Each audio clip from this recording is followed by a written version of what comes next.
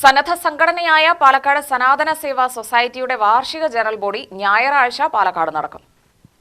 വിവിധ മേഖലകളിൽ നൈപുണ്യവും വൈവിധ്യവുമുള്ള നേതൃത്വനിരയാണ് സംഘടനയെ നയിക്കുന്നത്. പ്രതിഫലമില്ലാതെ സാമൂഹിക സേവനം ചെയ്യുകയാണ് സംഘടനയുടെ ലക്ഷ്യമെന്ന് പ്രസിഡന്റ് പി ബാലകൃഷ്ണൻ വാർത്താസമ്മേളനത്തിൽ പറഞ്ഞു. വ്യക്തി കേന്ദ്രീകൃതമായ കഴിവുകളെ സാമൂഹിക സേവനത്തിനായി ഉപയോഗിക്കുന്ന സംഘടനയാണ് SSS. പ്രകൃതി ദുരന്തങ്ങൾ, പഠന സഹായം, രോഗികൾക്കുള്ള സഹായം തുടങ്ങിയവ ചെയ്തു വരുന്നുണ്ട്.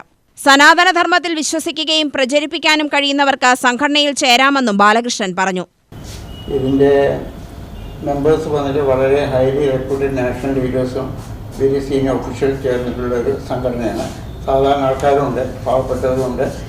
സനാതനധർമ്മ പ്രിൻസിപ്പിൾ വിശ്വസിക്കുന്ന എല്ലാവർക്കും ഇതിൽ ചേരാം.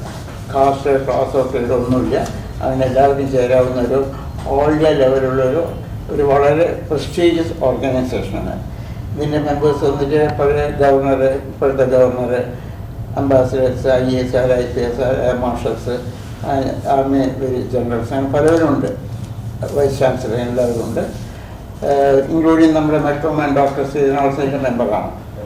ഇതിൻ്റെ ഉദ്ദേശം വന്നിട്ട് നമ്മൾ ഒരു നക്ഷൽ പറയുന്നത് എല്ലാവരും സഹായിക്കുക, നമ്മൾ ഹ്യൂമൻ സൊസൈറ്റിയിൽ വേണ്ട സഹായങ്ങൾ ചെയ്തു കൊടുക്കുക.